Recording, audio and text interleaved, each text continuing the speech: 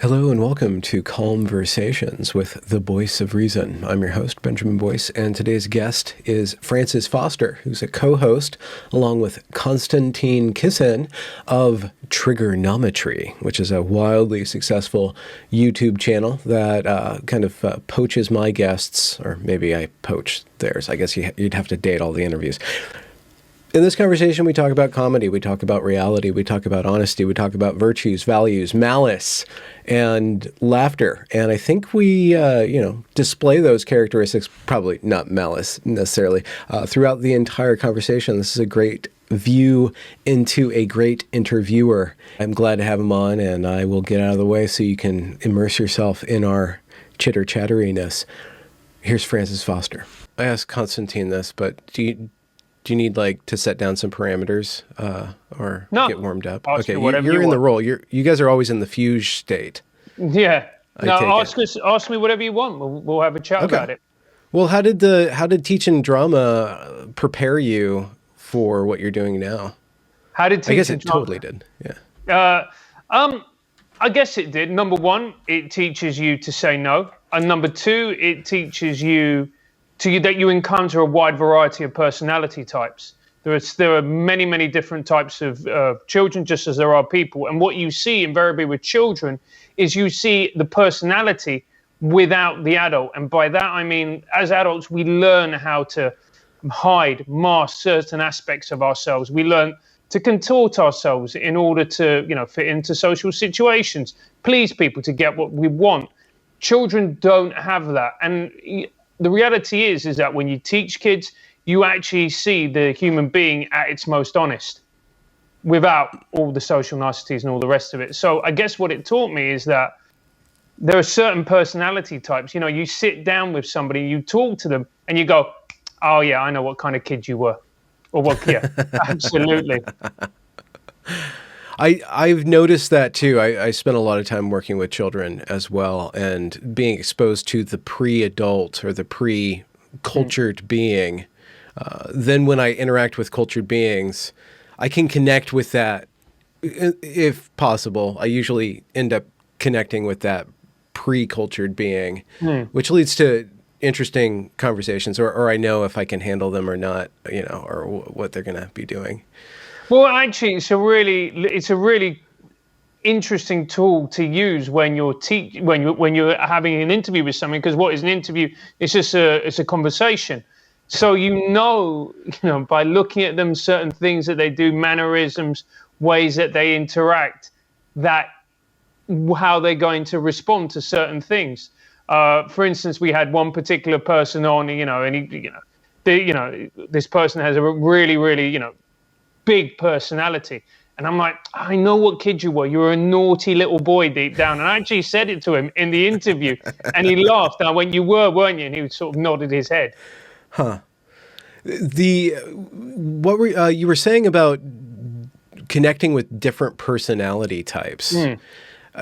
Do you have a reading on proclivities for personality types leading to ideology, or kind of informing somebody's where they end up politically, or? Well, I don't know enough about this, but there certainly is an argument to be made that genetically, that we have a predisposition to certain personality, to having certain political views. For instance, we had a friend of mine on the show called Dr. Mike Martin. And Mike started off as a soldier. He was in Afghanistan. He was one of the few soldiers, British soldiers, who learned Pashto, which is the language of the Afghan tribes. And he was in a liaison between the tribes and the British Army. So that's how he started off. And then he's now a visiting professor of war studies at King's College. And he wrote a book called Why We Fight, exploring all the reasons for that. He talked a lot on our interview about oxytocin. And the fact is, oxytocin is a hormone which gives you a sense of belonging. But not only does it give you a sense of belonging, it also gives you a distrust of the other group, which is evolutionarily highly necessary, because you want to bond with your group because it makes you stronger, but also at the same time, it wants you to make you aware of dangers from the outside. And he was saying that actually, for those people who feel that hormone more strongly, that means that, number one, they feel a greater sense of pride in the in-group. That means that maybe they might be more nationalistic. Maybe they might feel a stronger sense of identity with a group. Whereas if you don't feel that as intensely, maybe that means you might be more individualistic because you don't feel that sense of belonging or yearning. Yeah, yeah.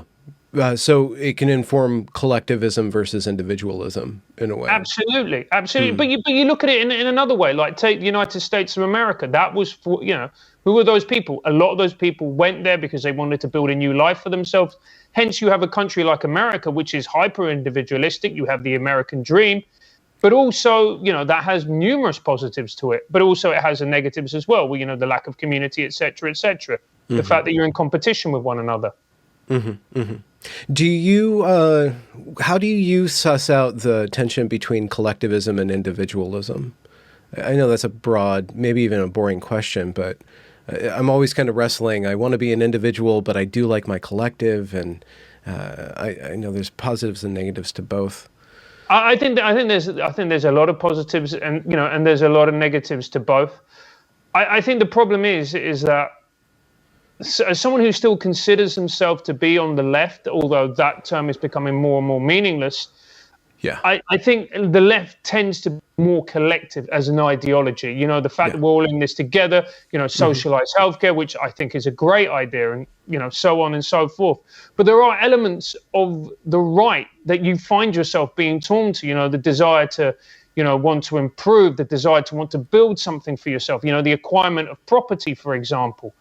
And I always find myself torn between these two ideologies. And in a sense, this desire to want to better yourself, whilst at the same time realizing that you have a social responsibility to the people around you and to society as a whole. And trying to balance those things is actually really, really difficult, particularly now where everything has become more polarized and more binary. Yeah. Do you guys, do you and your partner, Constantine, do you guys think about are you radicalizing or deradicalizing people? Are you pushing people away or toward different sides? Do you consider that? I do consider that, because whenever you do a show like this, you have to accept that you're having an impact on the world. And whatever impact you have, it's going to have both positive and negatives. What we try and do is we just try and treat people like adults. I think that's the number one thing. We go, right, what we're going to do is we're going to interview this person. We're then going to put out the interview, and then you're going to make up your own mind like an adult. You're going to listen to some bits and you might agree with some bits. You might listen to another bit and disagree, but that's fine. I think what's more dangerous is patronizing people and trying to curate something to appeal or to try and, how can I put this, engender an emotional response within your audience. I think that's ultimately dishonest. I think what we try and do, when we had you on, which was a great interview, or when we have anybody else on, is go, look, this is a person. We believe this person is acting in good faith. These are these person's ideas. Listen to them. Maybe they might inform your thinking. Maybe they might challenge some of the presuppositions that you've had of this person or these set of ideas. And then you make your own mind up as an adult. In interviews, have you ever kind of think, well, I don't think they're being honest, or I don't think they're acting in good faith? And what do you do when you're in a conversation like that? What are some of the skills you've developed? It's difficult, because this is always a constant process of learning. Yeah. This idea that you're just going to go in and you suddenly know everything, what you need to do, how you need to approach something. There have been times where we haven't handled the interview well. I think the problem is when you book someone, you don't know what you're getting until the person is literally sitting in front of you. That's when you know them. Because before, you don't, because the media creates an image, social media creates another one, and you don't have a good handle on the person. But I think what comes up, and you might see it in some of our interviews, is when you're talking to someone and you think to yourself, you're not being honest. And also as well, you've got a trick. And that might work for social media, where you do the tweets and whatever else, and they get tens of thousands of retweets. But actually, there's nothing more substantial than that. And I think the worst thing is when, and we all suffer from it to a certain degree, I am no more innocent of this than anyone else, is when you're talking to someone and you can detect the cynicism to them, and you know that they're not acting in good faith. And when that happens, it's actually quite disheartening, because you realize that what you want to create and what we both want to create simply isn't going to be conveyed in this particular interview. Okay. Yeah. So you don't kind of force yourself to try to fix the situation. You kind of No. just accept it, go through those 7 No, stages. absolutely. And then, but then that's something grief. for the audience to learn, where then the audience will look and watch Yes. and go, Yeah. yeah, I see through this person.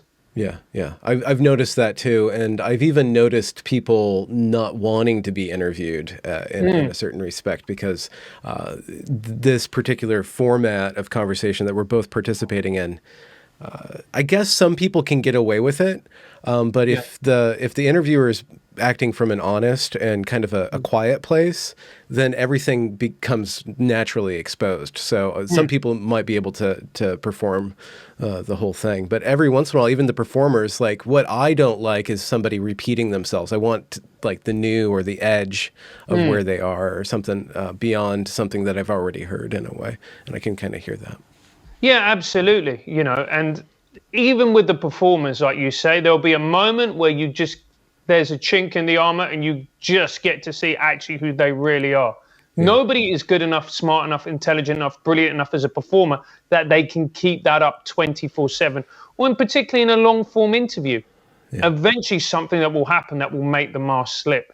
And I think that's the art of being a good interviewer. And that's why sometimes when people go, you need to challenge your guests more. You need to go in and go, oh, but you said this 7 to 8 years ago on social media about, I don't know, whatever, you know, little people. Well, how could you say something like that? That's disgusting. It's like, you don't actually need to do that. You will just talk to someone. And then by talking to someone over an hour, you'll get a general flavor of who that person is. Mm-hmm. Was there ever some guest that you had that completely surprised you? You had no idea. You had one set of expectations that were completely blown away, or you guys just turned a corner? Like lost your footing? Like what is going on? Yeah. So we had a comedian on called Steve Hughes. And in America, you wouldn't have heard of him. He was a big comedian in the UK.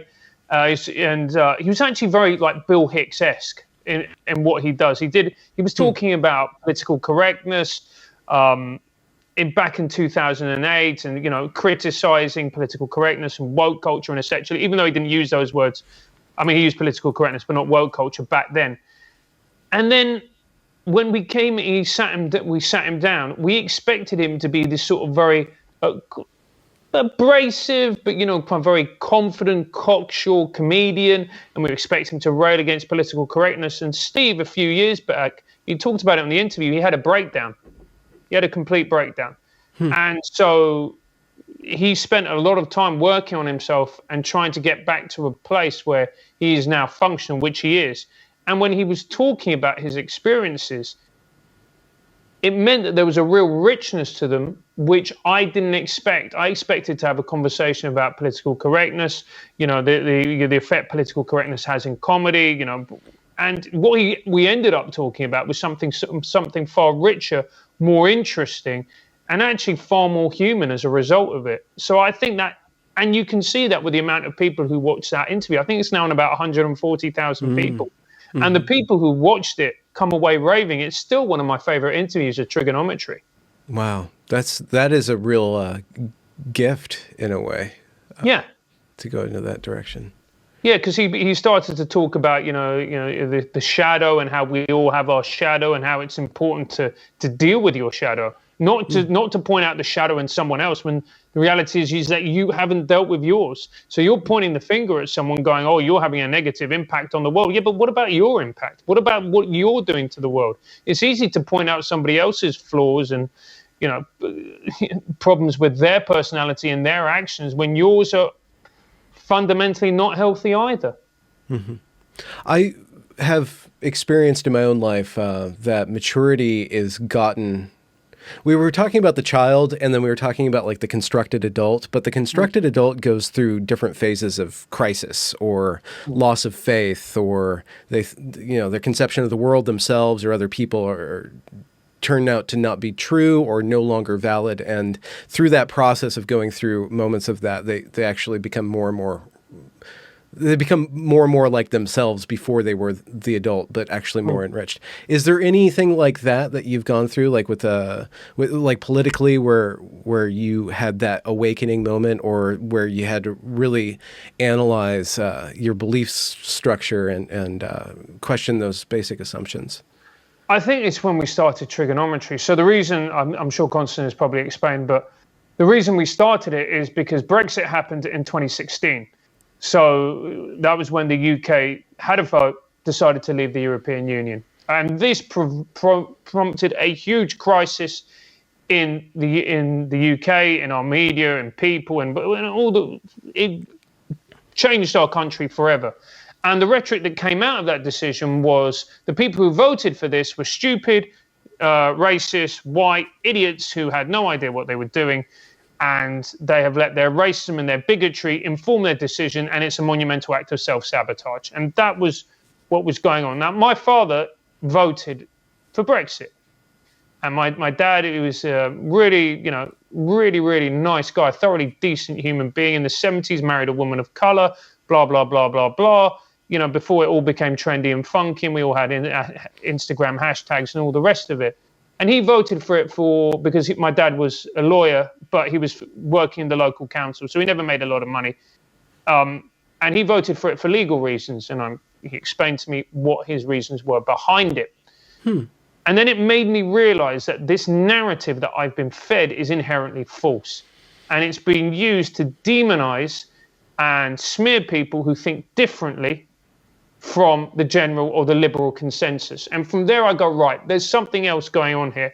And with Constantine, we started the show, and that was the moment we started to explore that and go, right, well, let's talk to people who voted Brexit. Let's talk to people who understand what is going on here from both sides.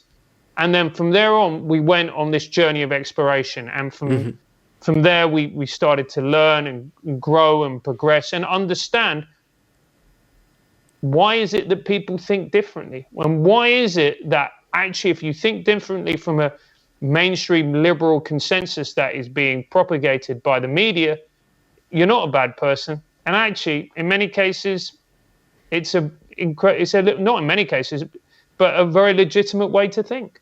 Mm-hmm.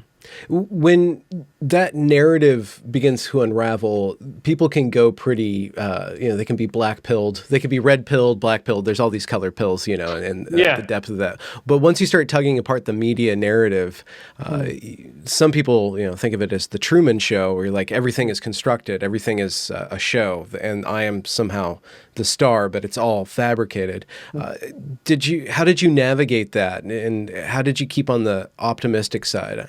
Or have you had like really dark moments, and how do you speak to people who do go into black pill territory with this? Could clarify for me, what does black pill actually mean? I'm sorry, showing my boomer credentials now. Okay. It's like the nihilism. It's that there's this thing is completely screwed up. Yeah, and things are not going to end well. Right. Yeah.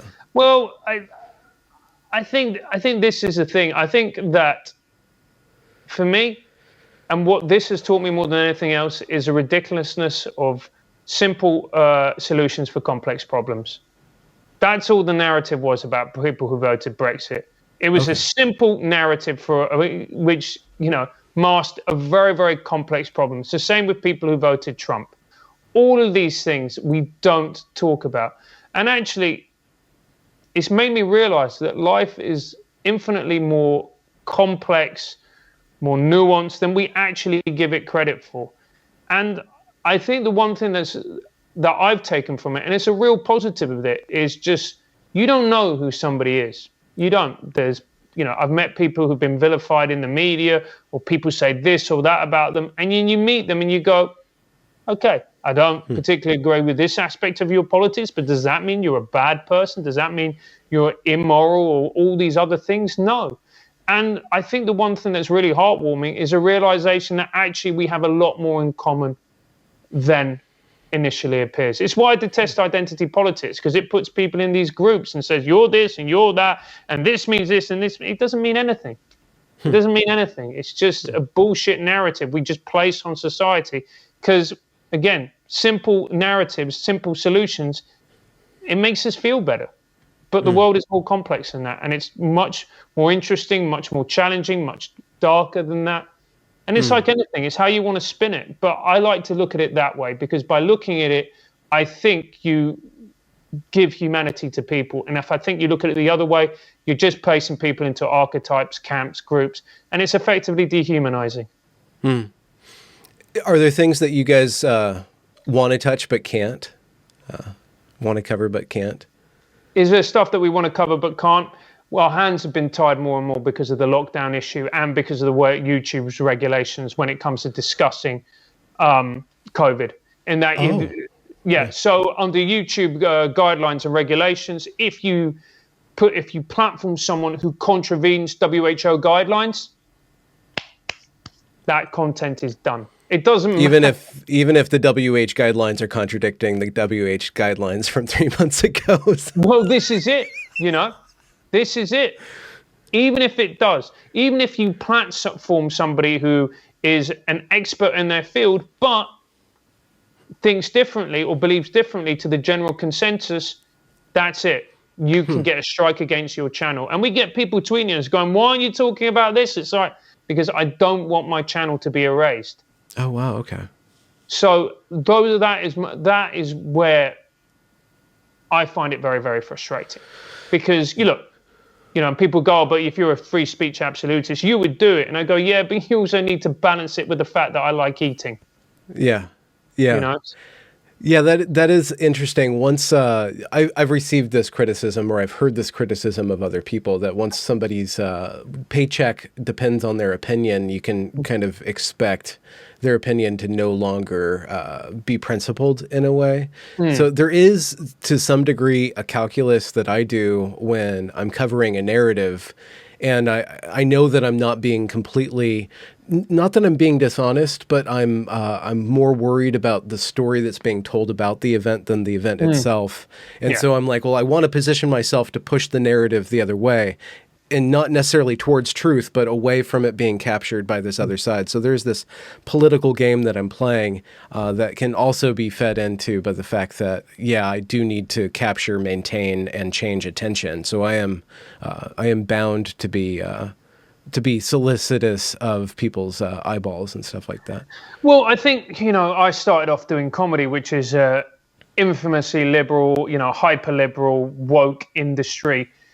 And when, I was, for the vast majority of people, I'd say I was a very popular figure. I had a lot of friends, blah, blah, blah, all the rest of it. And then the more I did this show, the more I talked to people who thought differently, the more I started to notice that the comments were starting to change. People were starting to make comments about me that weren't particularly pleasant, and then I'd walk into a green room before a gig and there would be, instead of bonhomie or whatever it may be, there was a chill in the room. So I do know what you mean. I care. I mean, it's painful when it happened, and certain things happened. We lost our studio, etc., etc. I care less about that. I have got to the point now where I starting to not really give a fuck about what people think, and that I just care that the interview's good. I just care that it's good, that people enjoy it, that people will take something from it. And if people want to say something about me, if they want to make a comment about who I am, then, that is your prerogative. That is what you're entitled to do. But there was one thing, actually, that really made me realize how ridiculous this whole thing is. There's a comedy night called Comedy Unleashed, which is very, very good, and I recommend everyone to check it out.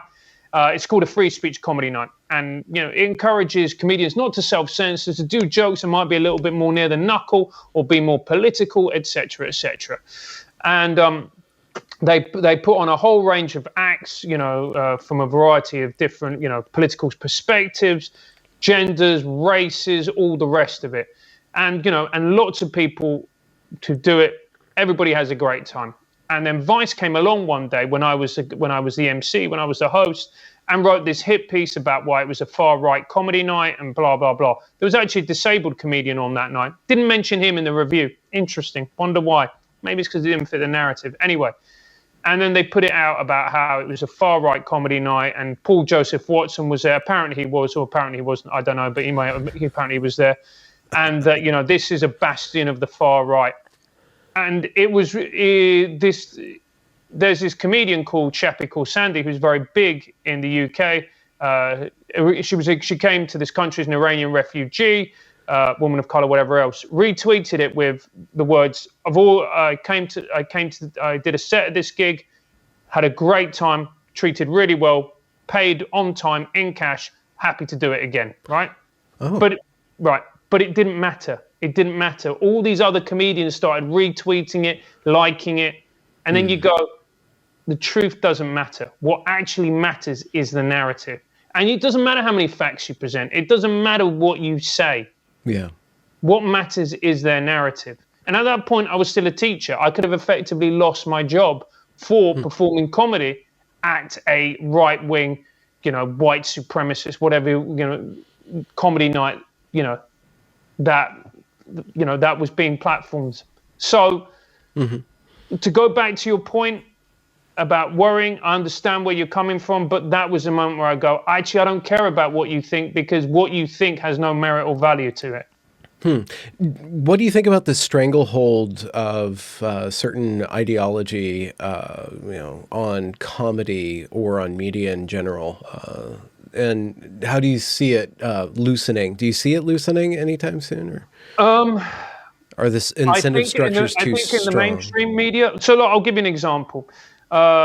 In UK comedy, I'll talk about UK comedy because it will give this specific example will tell you how riddled UK comedy is. In order to make a name for yourself as a comedian, the old way is that you went up to the Edinburgh Festival, and then your show would be well reviewed, and then by the people at the festival, the tastemakers, and then brought down for a run at the Soho Theatre, and then you get TV people. That was the system. Okay, I think it was 2018. The person who was the head of comedy at the Edinburgh Festival, the head of the Comedy Awards, and also the woman who owns the Soho Theatre, which you need to go to in order for everybody to see you, did a speech in which she said that she was looking forward to the next generation of woke comedians, deciding what is and isn't acceptable on stage. Wait, what? She said that? Yeah. That was the silent part. She said that out loud. Yeah, she said that out loud in a speech. Huh. Okay, so I guess the power structure is then behind the controllers of what is acceptable and unacceptable. Yeah, absolutely. Huh. Do you think that that notion of acceptability and unacceptability has always been there and just has been increasingly captured, or isn't comedy supposed to challenge the appropriate? I think that the purpose of comedy is that it has always been meant to challenge that. That is the purpose of it. It's to hold up the sacred cows to ridicule. I mean, it's not the only purpose, but it's one of its main purposes, to hold a sacred cow up to ridicule, to discuss the things that we can't discuss, to point fun at the figures that we can't laugh at. It's one of the things, when you look at a dictator, what's one of the first things they do is they persecute the satirists. And immediately you have people coming in going, oh, you can't laugh at this, you can't laugh at that. You get a great example of it, is when Biden was elected to power. How many people made fun of Biden? How many comedians in the mainstream made fun of Biden? How many comedians in the mainstream made fun of Kamala Harris? Even though there is a lot to make fun of about There's that some woman. Things to make fun of. That's kind of true. Yeah. But nobody did. Yeah. Nobody did, Yeah. It felt like they were almost disappointed that Trump lost, because then it meant that the butt of their joke has gone. But they can't make fun of Biden and they can't make fun of Kamala because, they're the good ones. The adults are back in the room. Yeah, yeah. And so the comedians can't act like children anymore because they don't have a child to make fun of. Absolutely. And, and in this country, if you make fun of the Labour Party, or if that's it, that as a comedian, that's taboo. It's taboo to make fun of the left. Mm-hmm. Because, the people who are in comedy, the vast majority would identify as left. So by making fun of the left, you're making fun of them. Yeah. And how dare you make fun of them? Well, but I thought that comedians, leaned into being made fun of. No, Is that a not recent really. development, or they've always been very proud Uh, above ridicule? I, I mean, I can only talk from my own experiences. I think that now in comedy, it's the most intolerant personally that it's ever been. And it's intolerant when it comes to diversity of ideas, when it comes to people actually criticizing fairly and both sides of the political spectrum. There are comedians who I talk to who say, look, I love what you do, love trigonometry. I go, great, do you want to come on? Absolutely fucking not. I've got a career. That's So, laughable.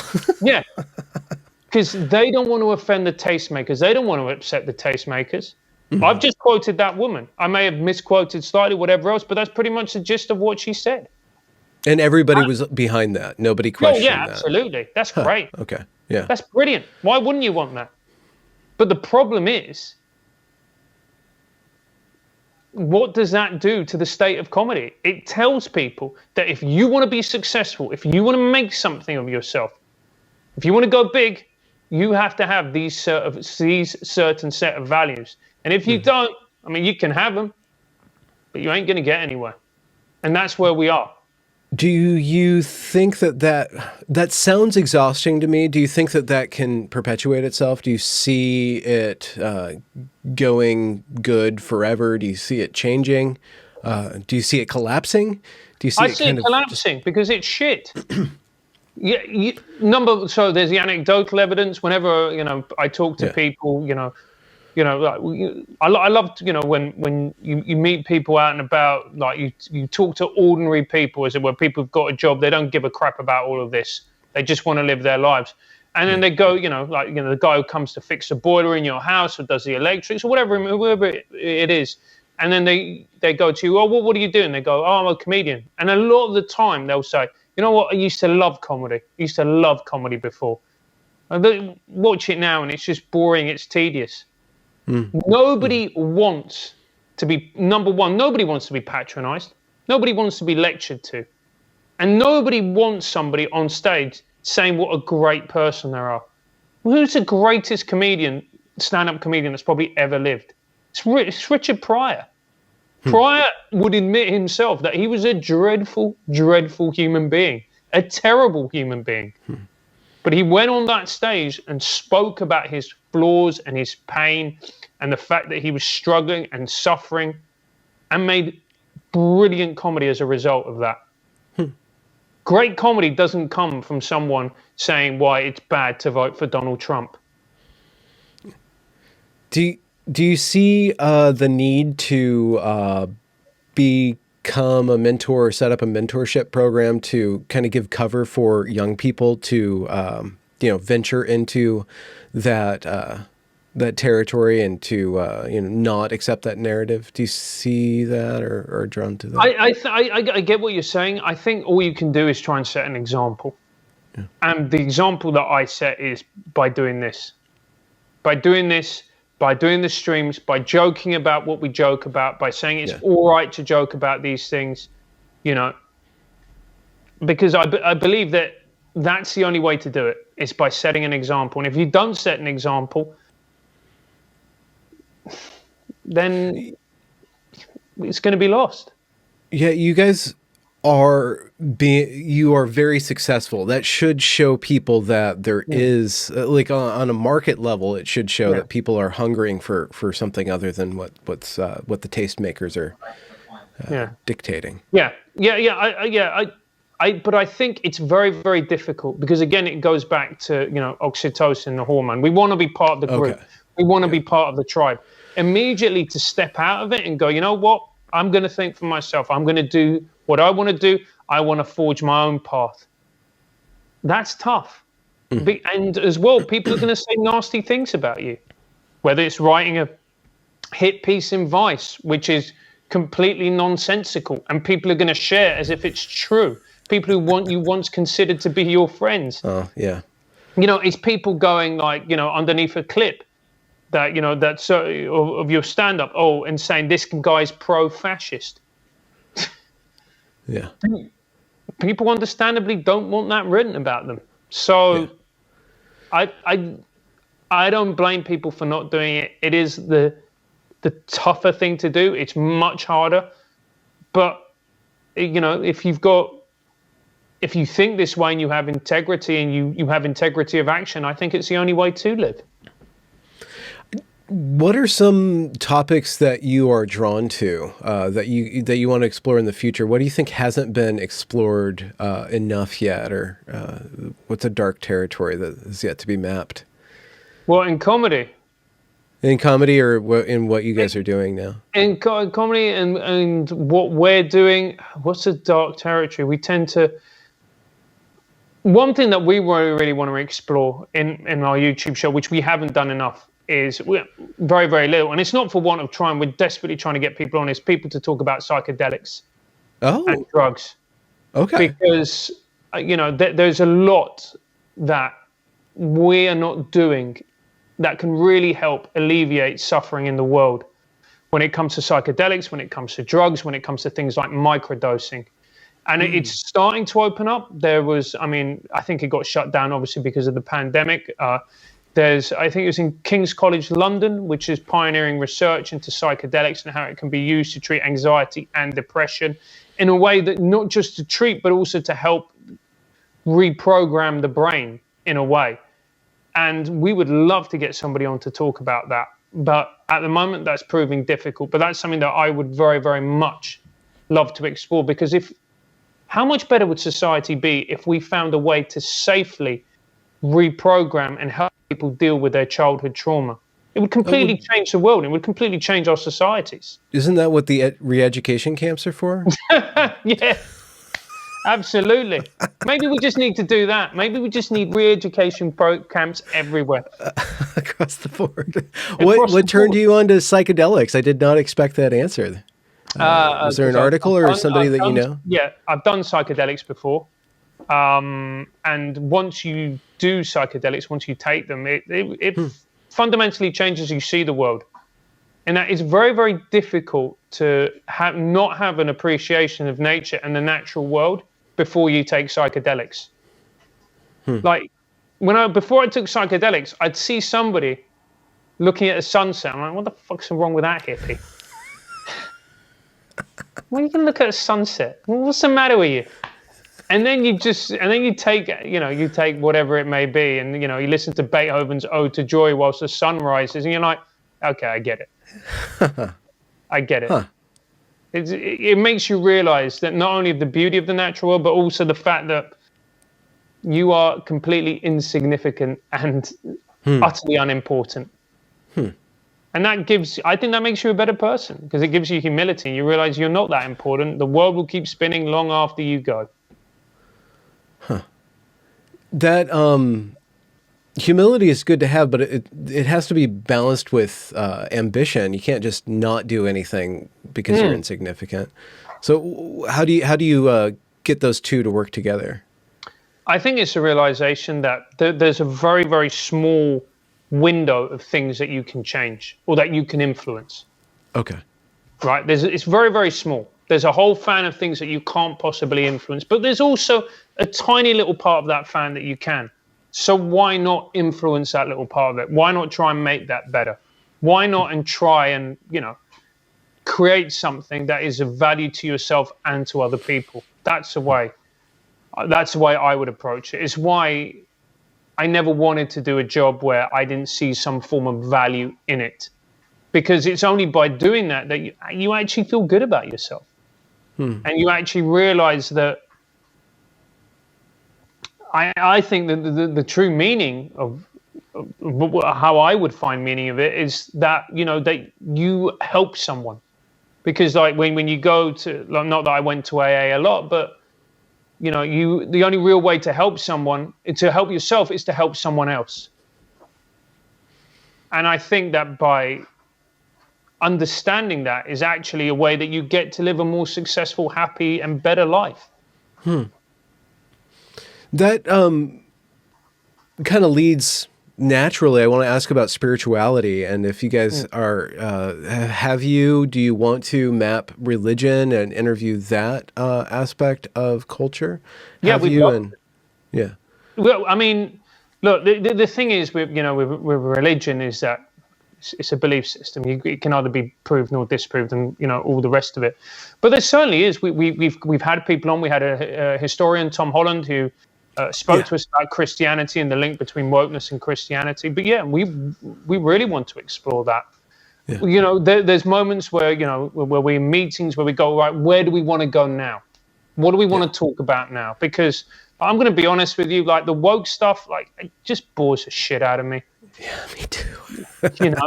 I had to do an episode about it today that it'll be released, but because I have to, but it's so obligatory.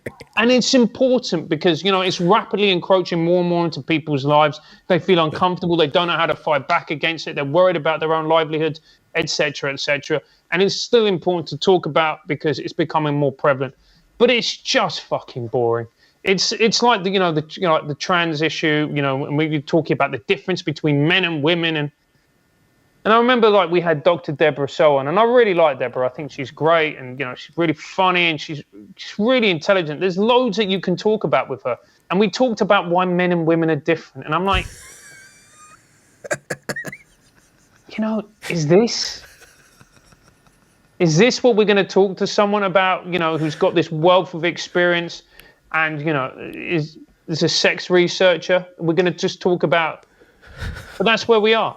That's where we are. I had to do that yesterday. Yeah. Did you do that? Did you interview Deborah? Yeah. No, well, I've had Deborah on, but I talked to Colin Wright and Emma Hilton, just like, okay, this is an egg. This is a sperm. This is a male. This is a female. Like, why are we doing this? Because we have to. As a primary school science. Yeah. Yeah. And then when you look at everything there is to talk about, the richness and diversity of things that I have no clue about, and that would educate people and help people understand about their own lives, their own bodies, et cetera, how their decisions are influenced by their genetic makeup, their hormones, their sugar levels. We can talk about this with all evolutionary biologists, all these people, yet we always go back to, why is it bad to be white or whatever it may be? It just makes me want to put my head in an oven sometimes, Is a penis male? Discuss. Well, if it's in a female changing room. What are you going to do? And that goes back to comedy. Before, talking about the difference between men and women would be the hackiest subject in the world. However, there'd be a groan at the back from the comedians. The eyes would roll to the back of their head. Now, it's a hot topic.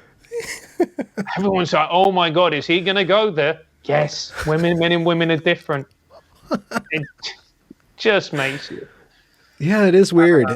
Like the bar of bravery has gotten so low, and it's only so low because nobody wants to walk it. It's like now we're going, should trans athlete be allowed to compete in women's sport? And we all know the answer is no. But you say that, and it all goes boom.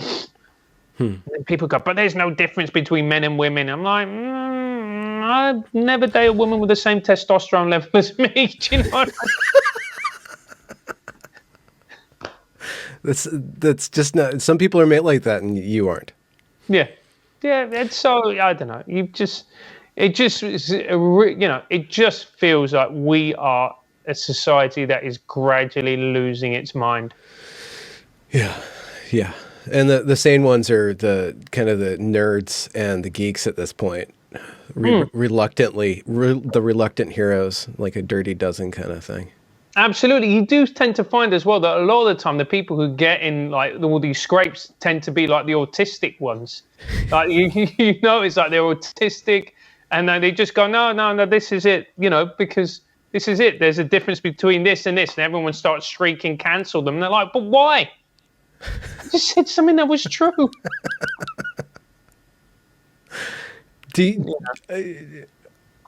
I'm sure that there's a lot of different kinds of comedy and a lot of different comedians too. There's a lot of variety.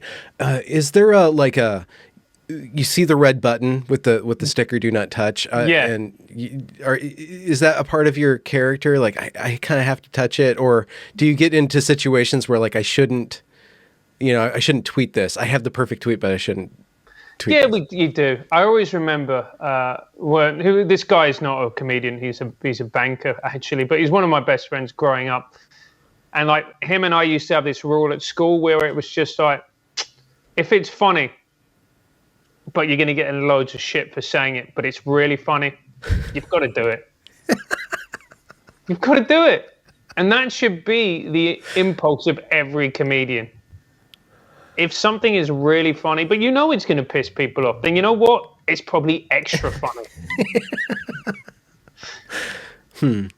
I'll give you an example. Like this was in an economics class, and there was a teacher who had a stammer, and he said to the class, like, right, everyone, I want you to think of a pop, pop, pop, pop, and this went on for about a minute, pop, pop, pop, pop, popular slogan.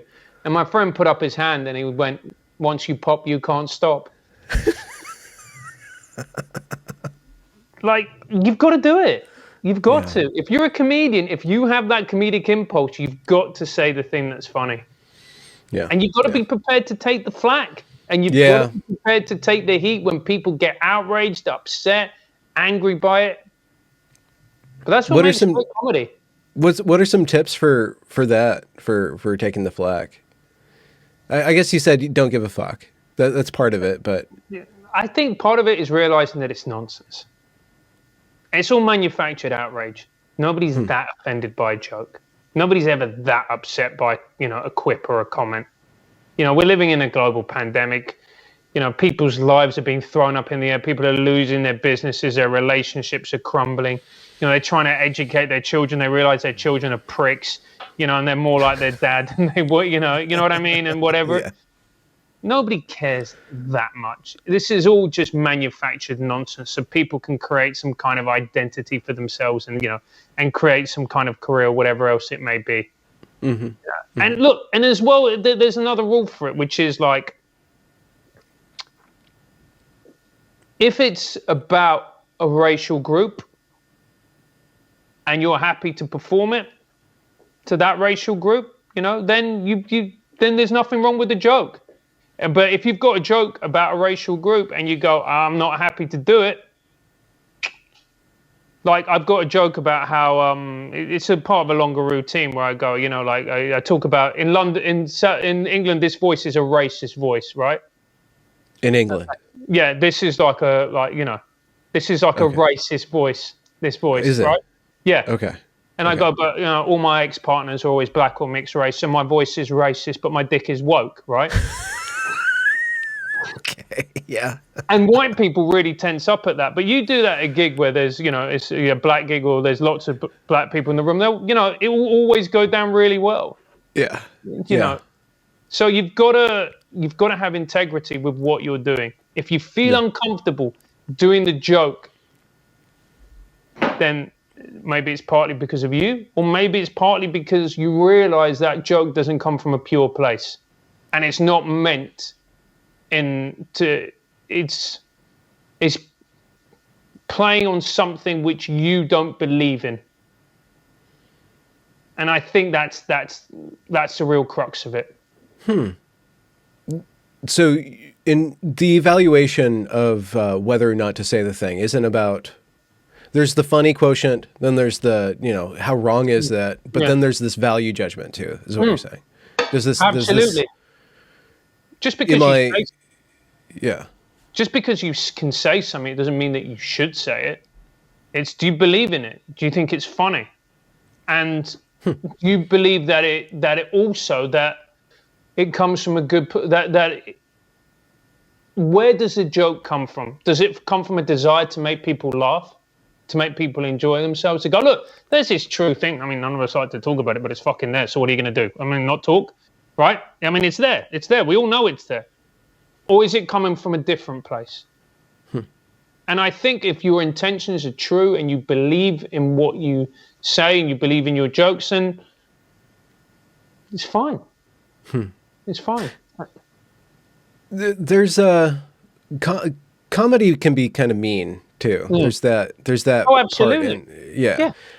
How do you did working with kids help you to like know when you're being too mean? Because you have to have a joke's got to have bite, but you have to have like control over the jaw. You don't want to like Yeah. So hurt people, I guess, right? no, you don't want to. You don't want to hurt people. You want to make people laugh. The thing to realize is that a natural fallout of your humor is that it might offend a certain percentage of people. Yeah. And it doesn't matter what the joke is. Your joke will always offend someone. I'll give you an example. There was this comedian. He did a show at the Edinburgh Festival, and he's a vegan, lefty, liberal, a very nice guy. And he did a show all about animals. And he did this routine about why he hates pugs, because pugs are fucking ugly and all the rest of it. And halfway through one of his gigs, this woman stood up, screamed at him and went, "I've got a pug, you're a bastard," and stormed out of the room. That must have like enriched the entire routine. Yeah, of course. So whatever you do, you're always going to piss someone off. Yeah. You're always going to piss someone off. So jokes have to have bite. There needs to be something fundamentally true about them. Mm-hmm. But also, if it's a good joke, I think it's going to piss off a couple of people. Yeah, but that's different. Being offensive, or so what's happened is that offense is now equated with harm, right? Yeah. Which conflates the kind of the point. You don't want to actually hurt somebody, but if they can conflate being offended with being hurt, then the whole structures becomes woke. Basically, it collapses. But that comes from narcissism. That comes from someone saying, "I'm upset, I'm offended, therefore I want all of this to be shut down because of me, because of my sensibility, because of the way I see the world." And that is incredibly narcissistic and comes from a very, very, very dark place. It's somebody masquerading as a good person, but really what they are is something far, far darker and far, far worse. But I'll give you an example. So I used to host every Sunday, a new act, new material night, where we used to get professionals come down, test out new jokes. We used to get like people from TV, and we'd get new people starting out. And there was this one woman, she came, she did a set, and she was starting out in her career. You could tell she had potential, right? She wasn't there yet, but she had potential. She had some nicely written jokes. And one of the jokes was about, it was about rape, but it was done in a very, very, very funny way, and very dark and quite twisted, but it was very good. It was a very funny joke. Anyway, she did it well on stage, and halfway, and as she was saying it, this woman got up and walked out, and she looked upset, and it didn't look faked, it didn't look staged. And I, as this woman was on stage performing, I was the MC, so I went round to see her and see if she was all right. I was like, "Are you okay?" She goes, yeah, sorry, I was just sexually abused when I was younger. And then when she said that, it just brought back some weird memories. Like, I'll be cool. I just don't want to be in the room now where she's on. But when she's finished, I'm going to go back. I'm going to sit down, and because I'm having a really nice time. I just got a bit of a weird feeling from it. Now, isn't that the more mature, sensible route to take, adult route to take, of this isn't for me? Yeah. For very, very good, sane, honest reasons. Yeah. I don't want to listen to it, but neither will I stop other people's enjoyment of this. We just all have to accept that some things aren't for us. Yeah. Like a good example is that, the comedian Hannah Gadsby did a show which was very, very woke and whatever else. People will love it. It was the talk of the town at the Edinburgh Festival. Is it for me? No, I don't want to watch it. But if other people do, great. Go and watch it. Enjoy it. Yeah. Not for me. Yeah. Yeah. And I think we need to just start accepting that there's going to be some stuff that we like and that we enjoy, that we share and go, isn't this funny? And there's stuff that we don't, but that's fine as well. And if somebody gets up and tell horrendously awful, dark jokes, well, that's cool as well. Yeah. Just not for you. That anecdote about the woman who walked out expresses a form of dignity that we don't get to see, and so it's really it's underrepresented online. People just quietly walking away and dealing with their own problems.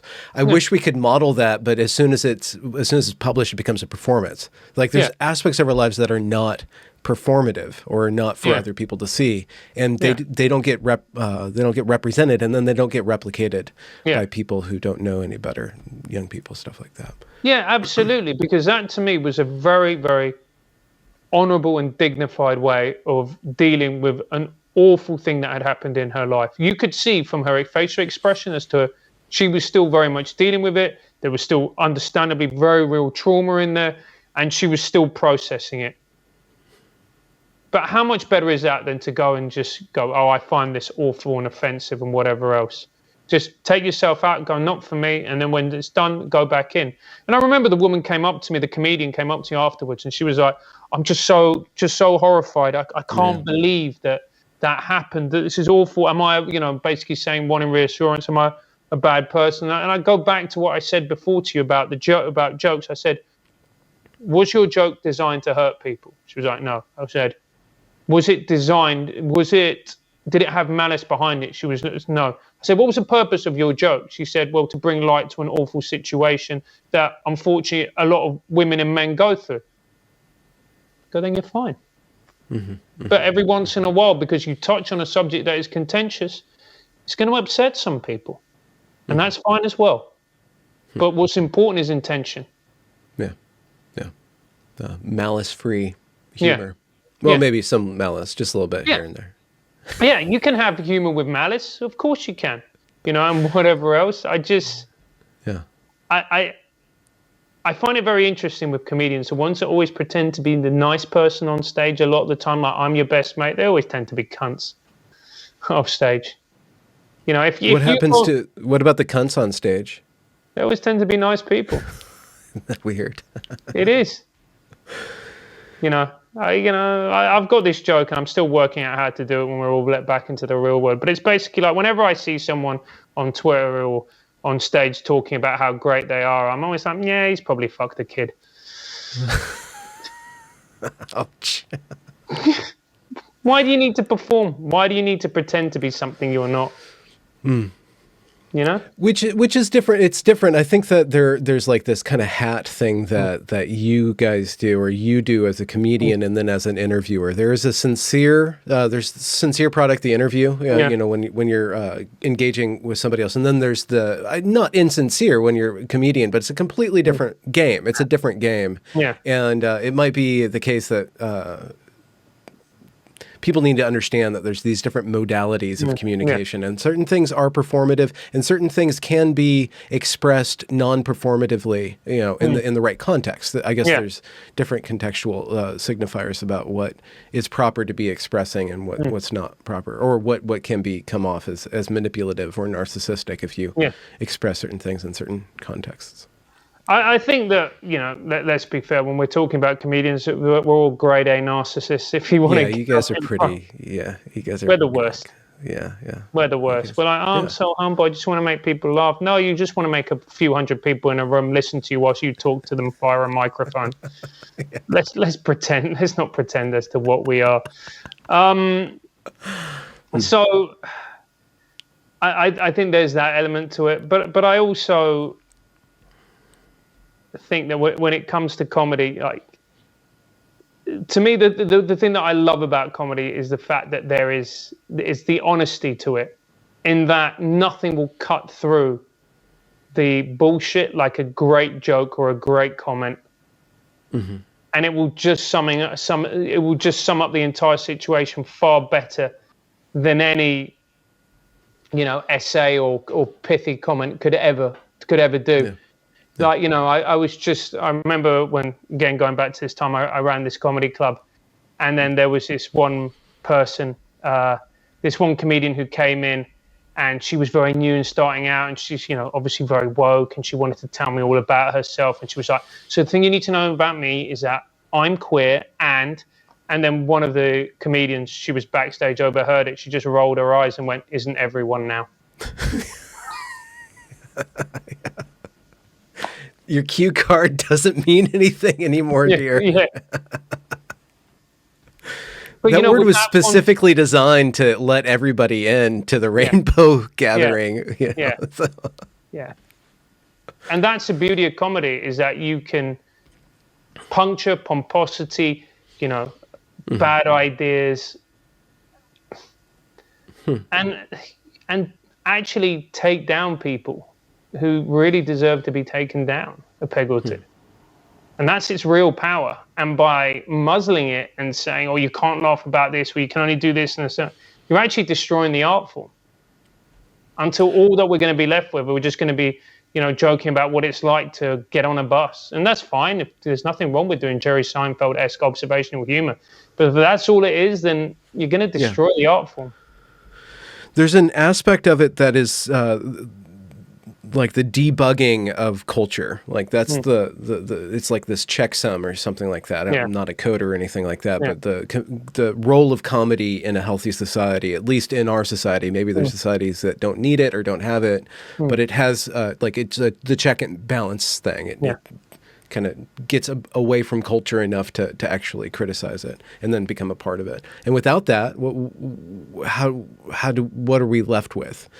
Without that particular tool, without humor. And that's the other thing with people who control language, usually aren't really good with language and don't have a sense of humor. Like all these hate speech laws or whatever that your country's toying around with, and my country too. It's like, who actually gets to decide that? And are they the ones that are good with language? Are they the ones with the sense of humor? Usually they're not. They're the worst people, the people the last people you want in charge of dictating what is and isn't acceptable to say. Well, absolutely. Those are the real people that you absolutely don't want anywhere near comedy. Because the moment you start analyzing a joke, this is what people love to do, is they take apart a routine and then they will quote something out of context, remove all the irony from it and go, look, isn't this awful and offensive? Immediately you start a pile-on, and that means that it's not just what happens to that comedian, it's that everybody else feels that they need to self-censor as a result, because they feel that if that happened to this person over there, then invariably, if they're going to go down this route, it's going to happen to them. And it's why it's so important that when you see that happen to other people, but comedians especially, that people have the integrity to actually stand up. Because it's only by doing that will we actually put an end to this practice of wanting to destroy people for what they think and say. Instead of to actually criticize their ideas or their comedy or whatever else, which we should all be open to do. Yeah. I'm really sorry, Benjamin. You got to go. Okay. Yeah. Well, one little thing. If you guys do want to cover COVID, maybe you should just contract it and then have a bunch of people come on and give you anal swabs. Oh, wait, you already had it. Yeah. So you should be free to talk about it however you want. No, if you want to monetize a YouTube channel. No, okay. All right. Well, we all make sacrifices for our ultimate values. Thank you so much, Francis. Thanks for the conversation. It was wonderful to have you on. Oh, well, no, pleasure. Thank you for having me on. And I hope that we can meet each other in the real world. That'd be nice, and have a drink in a pub or a bar. Remember them? Yeah, I do. I drink alone now, which isn't the best for me, but at least there's songs about it. So. Yeah. I mean, it's an honest drink, isn't it? Let's be fair. Yeah, it's a very honest drink. All right, Francis, you have a good evening. All right, cheers, Benjamin. Take care. All right. Bye. Ciao. Bye. Congratulations for reaching the end of the discussion. If you enjoyed it, do be sure to leave a review or a comment or a thumbs up or whatever you need to do to show that glorious algorithm that this is some good stuff. And do be sure to go and check that back catalog, as it is brimming full of fantastic conversations. Links to provide monetary support are down there in the description as well. Have a good night.